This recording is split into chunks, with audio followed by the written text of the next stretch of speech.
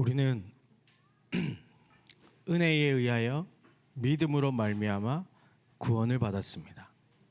이것은 우리의 어떤 것으로도 그 구원을 얻을 수 있는 조건이 없기 때문에 하나님께서 선물로 주신 줄 믿습니다. 그런데 그 구원을 주신 이유가 분명히 있습니다. 그렇죠? 그 하나님의 소원을 붙잡고 걸어갈 전도자를 하나님은 지금 찾고 계십니다. 언약을 붙잡고 기도할 파수꾼을 찾고 계십니다. 그게 여러분인 줄 믿습니다. 아멘. 그 모든 것을 가능케 하신 예수 그리스도, 그 이름으로 우리 함께 인사하도록 하겠습니다. 메리 크리스마스! 하나님 말씀 보겠습니다. 요한복음 8장 44절 말씀입니다. 요한복음 8장 44절 우리 한 목소리로 봉독하겠습니다. 너희는 너희 아비 마귀에게서 났으니 너희 아비의 욕심대로 너희도 행하고자 하느니라. 그는 처음부터 살인한 자요 진리가 그 속에 없으므로 진리에 서지 못하고 거짓을 말할 때마다 제 것으로 말하나니 이는 그가 거짓말쟁이요 거짓의 아비가 되었음이라. 아멘.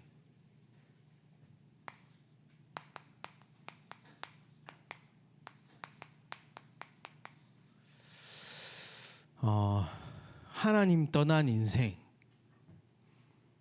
그것 자체가 사실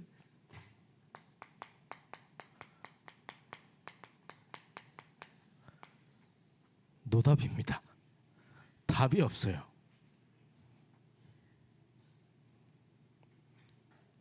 왜 웃으시죠? 여러분의 인생입니까? 여러분 답 있으십니까? 그 왜 이렇게 힘이 없습니까? 네, 답이 없는 인생. 하나님 떠났기 때문에 답이 없는 인생. 그래서 사람들은 이유도 모른 채 다가오는 저주와 재앙, 그 어려움과 고통 속에서 빠져나와야 되는데 빠져나오지 못하니까 주저앉아 있습니다. 희망도 없고 소망도 없습니다. 왜 문제가 왔는지도 모른 채 그냥 벗어나 보려고 발버둥 치지만 답이 없는 겁니다. 그런데 성경에만 이 부분을 말하고 있습니다.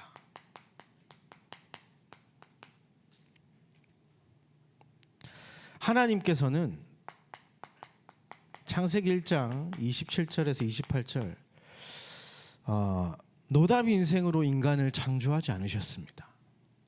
창세기 1장 27절 28절 보면요, 하나님이 뭐대로 만드셨다? 하나님의 형상대로 사람을 창조하셨다. 28절에 보니까요, 생육하고 번성하고 충만하라, 땅을 정복하라, 다스리라, 이 축복의 자리로 하나님은 만드셨습니다. 그 정도가 아니라 창세기 2장 7절에 유일하게 인간에게만 생기를 불어넣으셨어요. 그리고 한 가지 약속을 주셨습니다. 17절에 어떤 약속을 주셨냐? 선악을 아는 나무의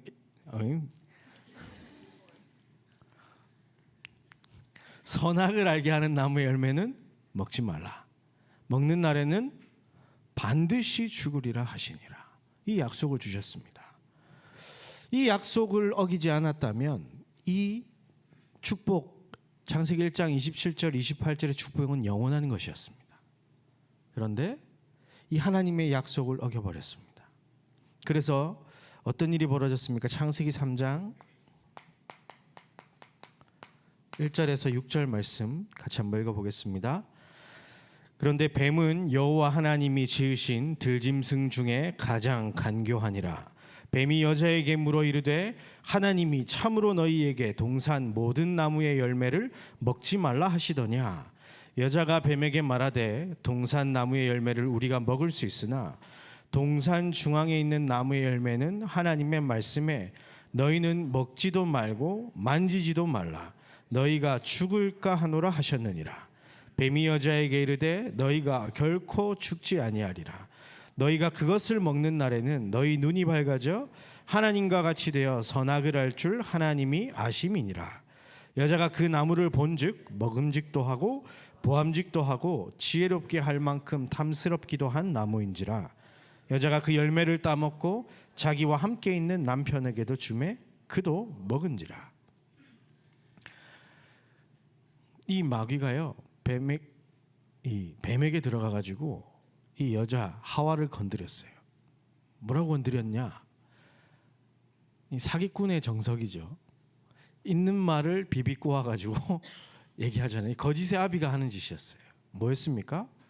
동산 나무의 모든 열매를 먹지 말라 하시더냐 이렇게 나왔어요.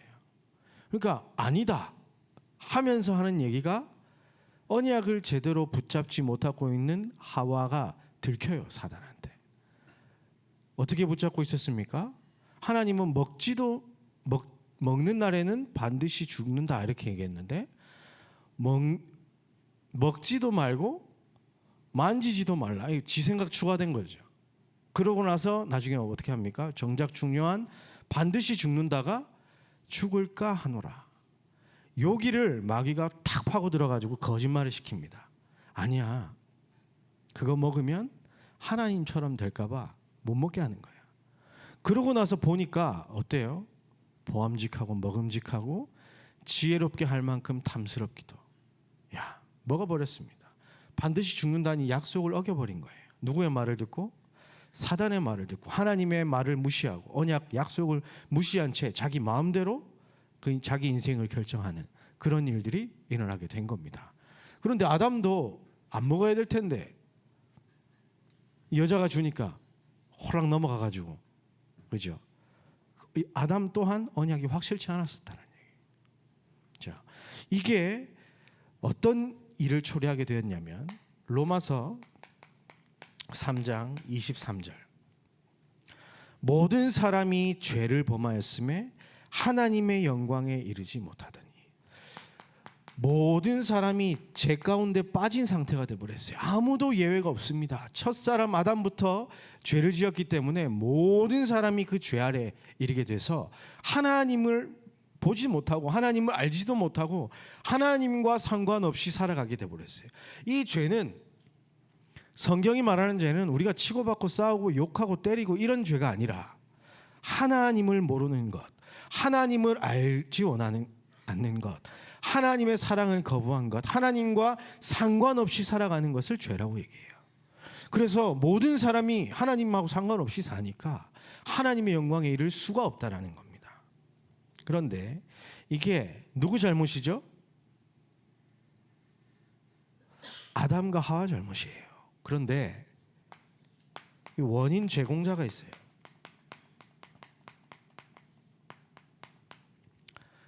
범죄는 아담과 하와가 했지만 그죠? 그 원인을 제공한 사람들이 있어요. 이게 누구냐?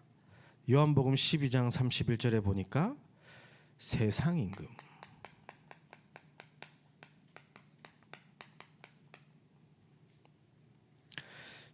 계시록 12장 9절에 보니까 큰 용이 내쫓기니 옛뱀 곧 마귀라고도 하고 사탄이라고도 하며 온 천하를 꿰는 자라 그랬어요. 마귀란 이름 뜻은 거짓말쟁이라는 뜻이고요.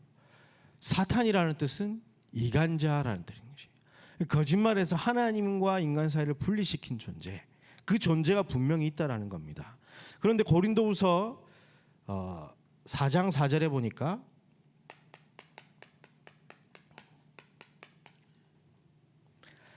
이 세상 신이 믿지 아니하는 자들의 마음을 혼미하게 하여 그리스도의 영광의 복음의 광채가 비치지 못하게 한다고 되어 있습니다. 지금 왜 노답 인생이냐? 내가 능력이 부족해서 그런 것이 아니라 내가 흙수저라서 노답 인생인 게 아니라 모든 인간에게 주어진 저주와 재앙입니다.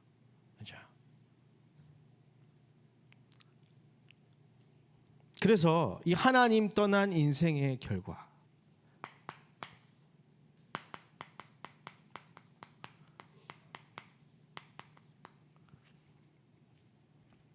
에베소서 2장 1절이죠.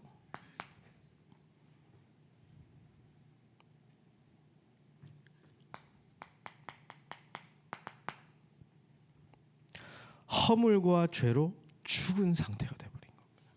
왜냐? 하나님이 약속하셨어요. 선악을 알게 하는 나무 열매를 먹으면 반드시 죽으리라. 그래서요, 자범죄와 원죄 가운데 완전히 죽은 상태가 되어버린 겁니다. 거기다가 요한복음 8장 44절, 오늘 우리에겐 본문입니다. 너희는 너희 아비 마귀에게서 났으니. 이 말은 무슨 말입니까? 신분 자체가, 그 소속이 마귀에게 속해졌다라는 거예요. 아비의 욕심대로 너희도 행하고자 하느니라. 그렇죠? 마귀처럼 하나님의 영광 자기가 가로채고 싶고, 내가 하나님의 자리에 서서 내가 내 인생 결정하고 내가 원하는 것, 그것을 하려고 사람은 살아가게 돼 있는 겁니다. 하나님 떠난 결과로. 어린아이도 마찬가지예요.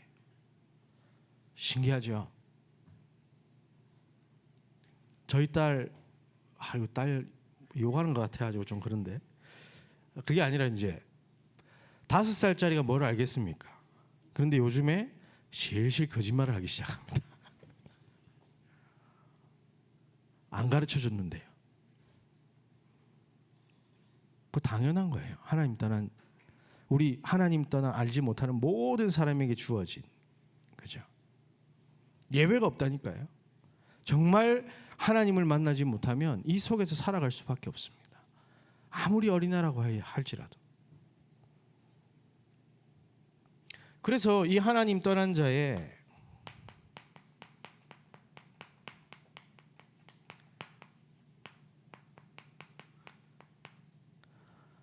가만히 있겠습니까? 몸부림친다니까요. 여기서 벗어나 보려고.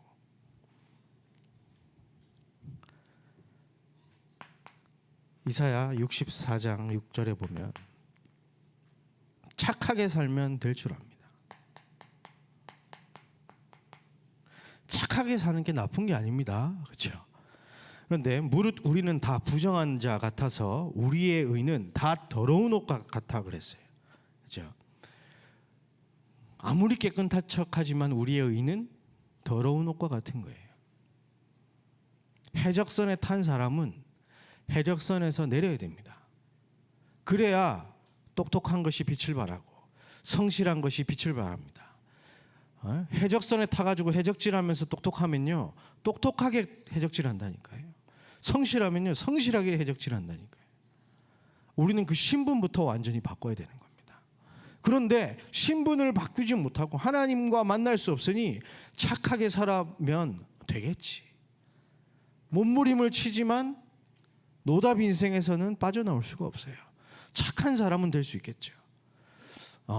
칭찬받는 사람은 될 수 있겠죠. 삶의 모범이 되는 사람은 될 수 있겠죠.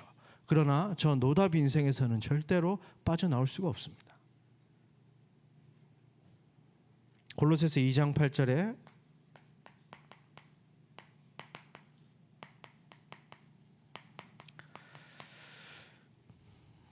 누가 철학과 헛된 속임수로 너희를 사로잡을까 주의하라. 이것은 사람의 전통과 세상의 초등학문을 따름이요 그리스도를 따름이 아니니라. 뭔가 지혜와 배움 속에서 답을 찾으려고 하는 사람이 있습니다. 인생의 행복을. 그런데 과학이 이만큼 발전했는데요, 갈수록 세상은 어려워지고 있습니다. 제가 한 20몇 년 전에 고통받을, 방황하고 이럴 때는요, 소수가 그런 어려움이 있었어요.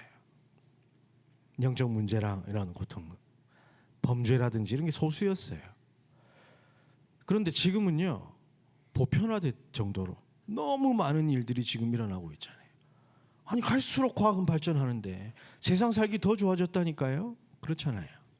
요즘에 굶어 죽는 사람 있습니까? 그런데 자살하는 사람이 더 많아요. 이걸로 안 된다니까요.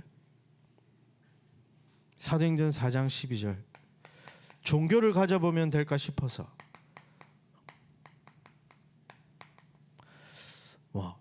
우리의 힘으로는 할 수 없다라는 걸 깨닫고 종교를 가져보면 괜찮을까 싶어서 여러 가지 길을 찾아보지만 다른 이름은 없습니다.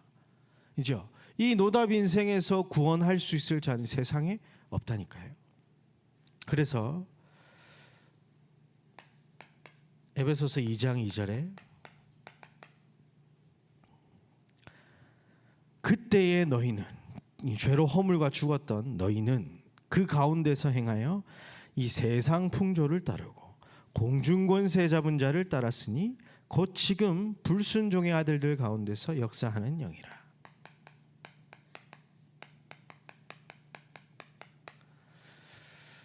세상 문화 따라간다고 세상의 행복, 세상의 기쁨, 세상의 성공 따라가 본다고 하지만 결국 누구한테 잡혀 있다?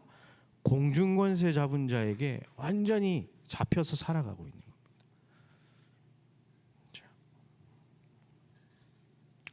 그래서 이루면 다행인데 사도행전 10장 38절에 마귀에게 눌려서 살아가고 있다. 한다고 했는데 눌린 상태예요. 아니 돈에 완전히 노예가 되어가지고 돈 번다고 살아가는데 돈한테 눌려서 살아간다니까요. 성공하려고 열심히 달려가는데 성공에 눌려서 살아간다니까요. 그건 이루지도 못하고.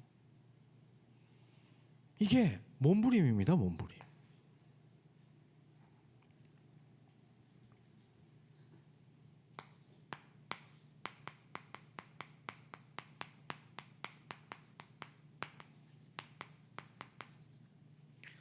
하나님 떠난 자의 현실은 에베소 2장 3절에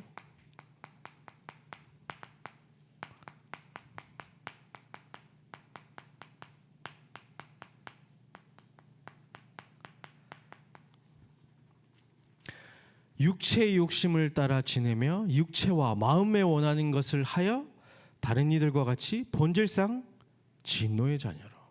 원하는 거 하는데 만족이 없다니까요. 행복이 없어요. 그런데 끝까지 해야 돼요. 그거라도 해야 되니까. 그런데 평안이 없어요. 늘 불안하고 염려하고 미래 걱정해야 되는 거예요.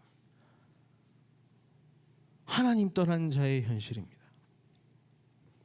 그러니 저마다 마태복음 11장 28절에 이 수고하고 무거운 짐을 살아가고 있는,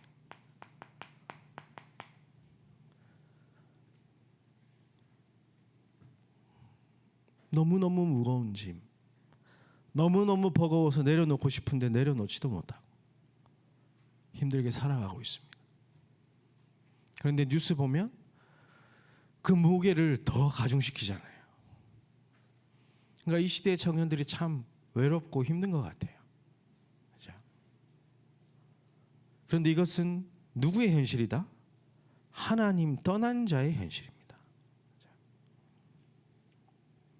마가복음 5장 1절에서 10절 말씀 보면요, 시달리는 사람 나와요.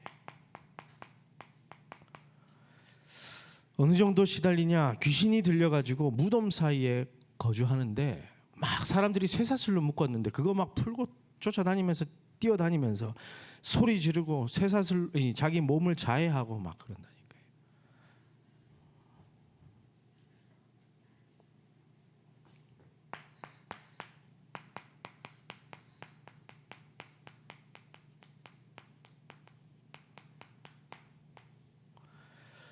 이런 현실 속에서 살아가다 보니까 마태복음 8장 14절에서 17절 말씀 보면요, 온갖 질병과 귀신 들리는 사람들 이야기가 나오고 있습니다. 여러분 그렇잖아요. 걱정 근심을 내 마음속에 품어놓고 24하고 있으면요, 거기에 따른 열매가 찾아오게 되어 있습니다.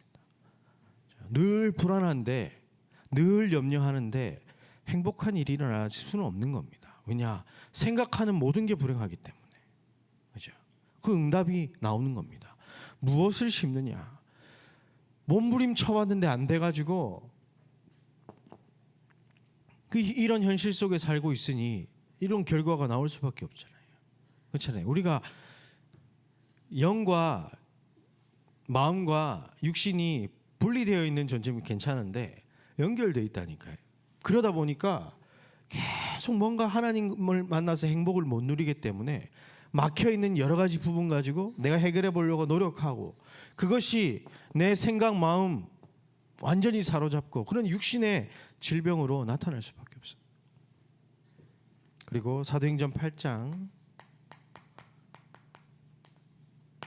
4절에서 8절에도 이제 중풍병자와 못 걷는 자도 나옵니다.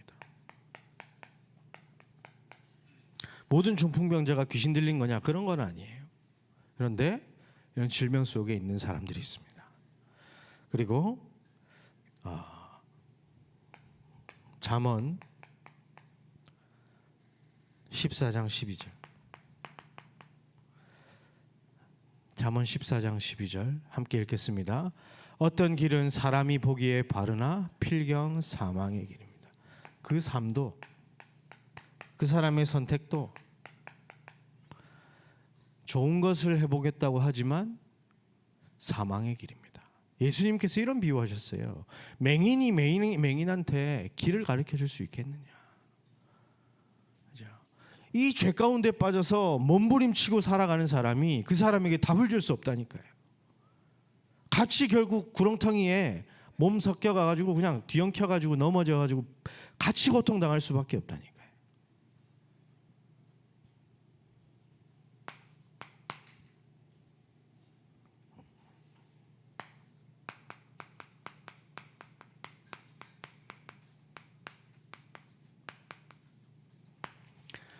하나님 떠난 자의 영혼은 히브리서 9장 27절에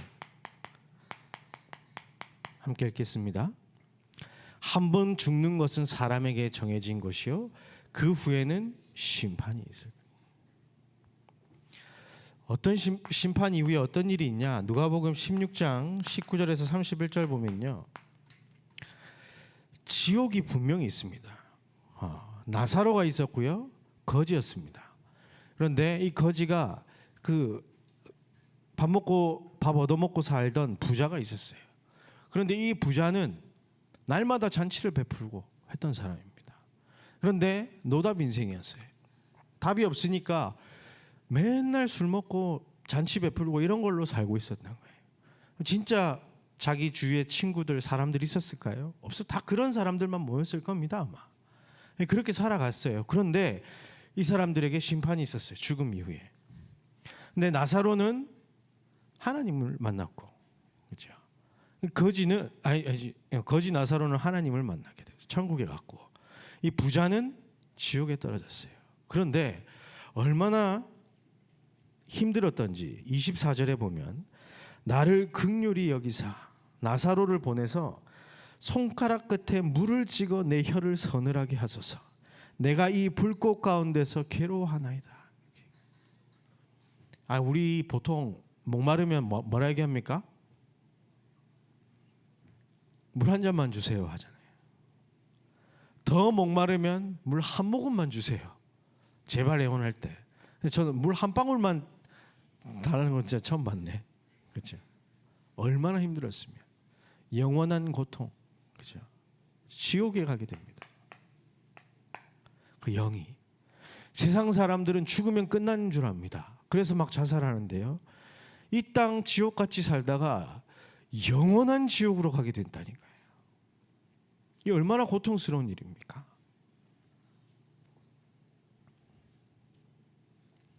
계시록 14장 9절에서 11절 보면요, 같이 한번 읽어보겠습니다. 또 다른 천사 곧 셋째가 그 뒤를 따라 큰 음성으로 이르되 만일 누구든지 짐승과 그의 우상에게 경배하고 이마에나 손에 표를 받으면 그도 하나님의 진노의 포도주를 마시리니 그 진노의 잔에 섞인 것이 없이 부은 포도주라. 거룩한 천사들 앞과 어린 양 앞에서 불과 유황으로 고난을 받으리니 그 고난의 연기가 세세토록 올라가리로다. 짐승과 그의 우상에게 경배하고 그의 이름표를 받는 자는 누구든지 밤낮 쉼을 얻지 못하리라. 그렇죠? 이 고난이 밤낮으로. 밤낮이란 말이 무슨 말입니까? 계속 영원히 이 고통 속에 있게 된다는 겁니다. 하나님 떠난 자의 영혼.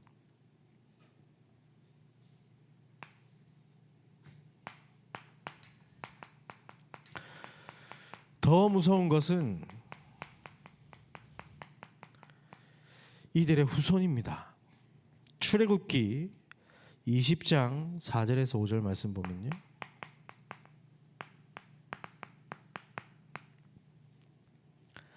같이 한번 읽어보겠습니다.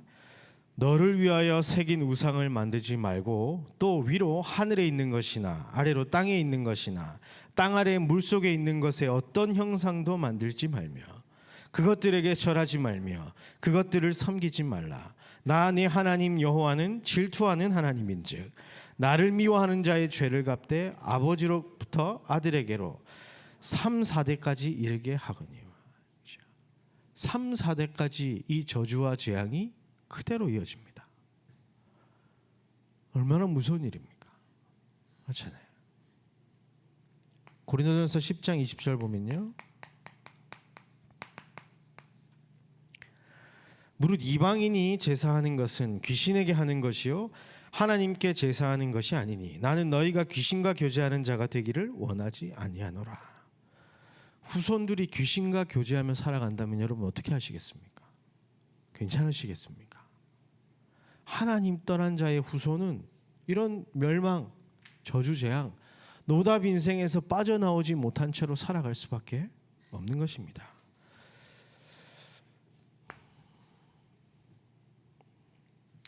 이게 여러분의 얘기입니까? 그렇다면 이따가 마치고 저를 잠깐 따라오십시오. 여기에서 빠져나올 길을 제가 알려드리겠습니다. 하나님은 다른 것 안 주셨습니다.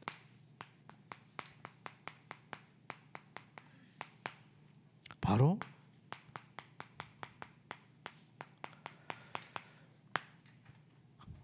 로마서 5장 8절에 우리가 아직 죄인되었을 때에 그리스도께서 우리를 위하여 죽으심으로 하나님께서 우리에 대한 자기의 사랑을 확증하셨느니라.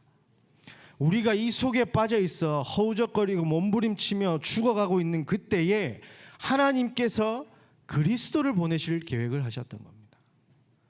그리고 에베소 2장 4절에서 10절 말씀 보니까요, 오늘 일부 예배 때도 참 은혜를 많이 받았는데요, 긍휼이 풍성하신 하나님이 우리를 사랑하신 그 큰 사랑을 인하여 허물로 죽은 우리를 그리스도와 함께 살리셨고 너희는 은혜로 구원을 받은 것이라. 또 함께 일으키사 그리스도 예수 안에서 함께 하늘에 앉히시니 이는 그리스도 예수 안에서 우리에게 자비하심으로써 그 은혜의 지극히 풍성함을 오는 여러 세대에 나타내려 하심이라. 여러분 통해서 이런 일이 일어나게 될 겁니다. 그래서 8절에 보니까 너희는 그 은혜에 의하여 믿음으로 말미암아 구원을 받았으니 이것은 너희에게서 난 것이 아니요 하나님의 선물이라. 행위에서 난 것이 아니니 이는 누구든지 자랑하지 못하게 함이라. 10절 같이 읽겠습니다.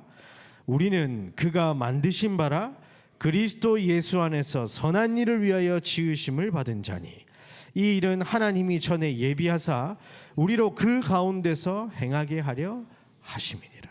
아멘. 여러분에게 분명한 이유와 계획을 두고 구원을 허락하셨습니다. 그게 무엇이냐? 그 은혜로 인하여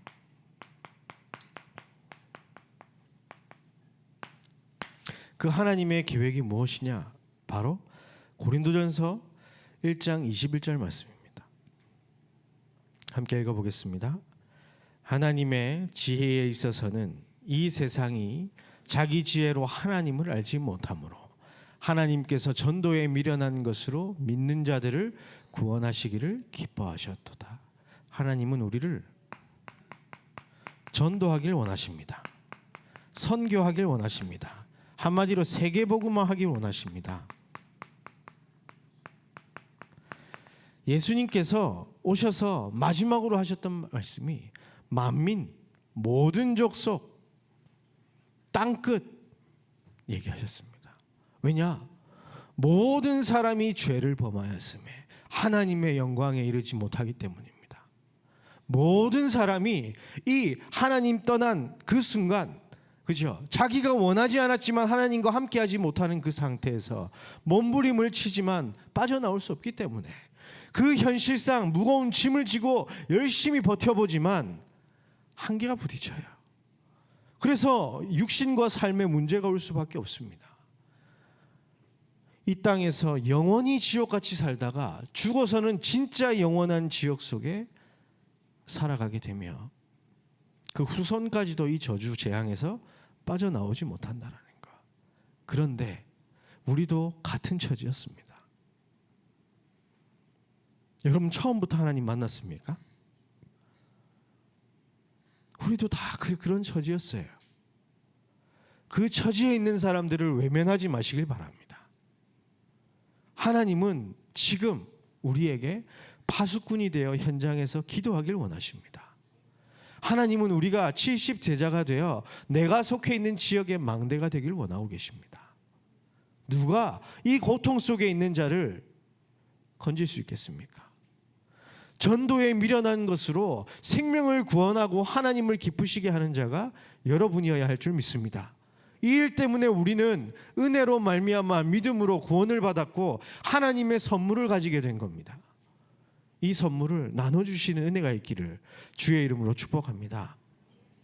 내가 누구며 무엇을 위하여 어떻게 살아가야 하겠습니까? 여러분, 이 절대 벗어날 수 없는 저주, 재앙, 고통 속에서 우리는 빠져나온 사람입니다.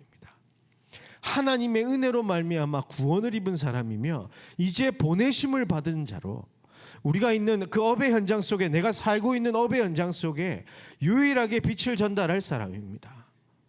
누가 할 수 있겠습니까?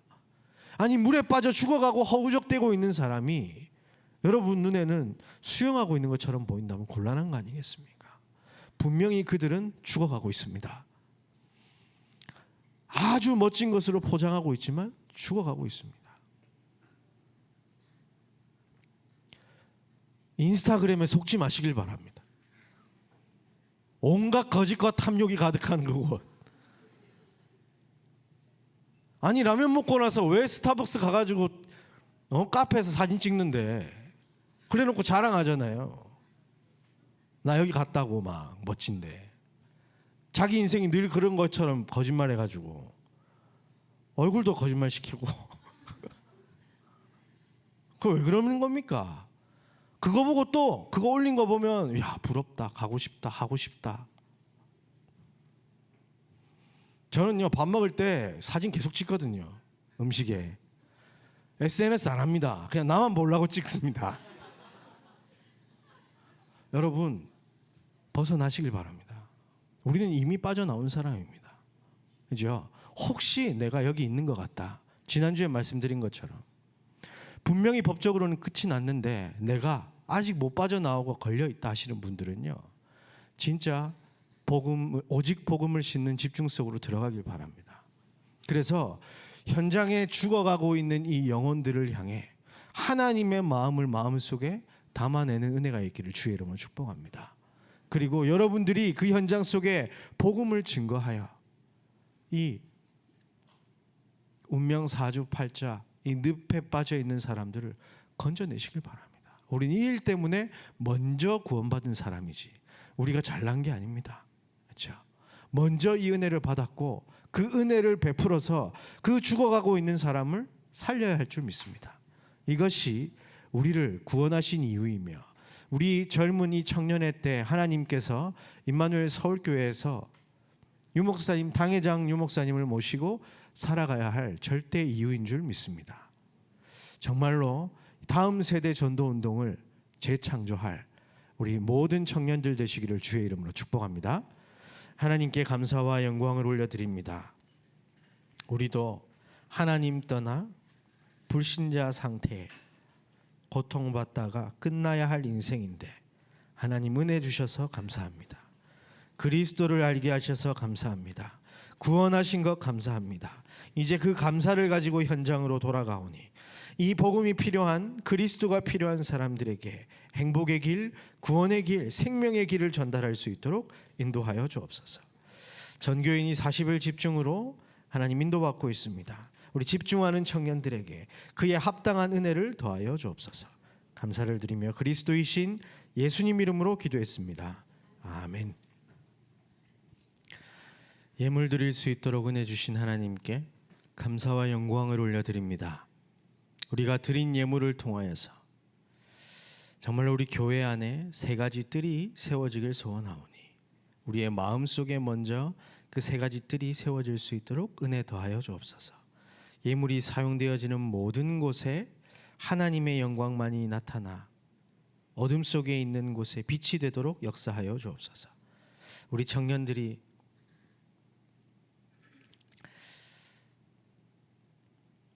차세대 중직자로 파수꾼의 리더로 준비되어지고 있습니다. 하나님 이들에게 그의 자격에 합당한 은혜를 더하여 주사 하나님께서 원하시는 다음 세대 준비하기에 부족함이 없도록 인도하여 주옵소서. 이번 한 주간 우리가 어디에서 구원받았는지 감사하는 시간 되게 하여 주옵시며 우리와 같은 처지에 있었던 그 사람들을 바라보며 그리스도의 복음을 증거하며 기도하는 한 주간 되도록 인도하여 주옵소서. 이제는 십자가에서 구원의 길을 여신 예수 그리스도의 은혜와 하나님 아버지의 무한하신 사랑과 성령님의 내주 인도 충만 역사하심이 현장에 파송된 자로 그 현장의 작은 망대가 되어 그리스도의 빛을 비추겠노라 결단한 하나님의 사람들 위해 이들의 모든 만남과 현장 위에 우리 임마누엘 서울교회 위에 이제로부터 영원까지 항상 함께 계실지어다. 아멘.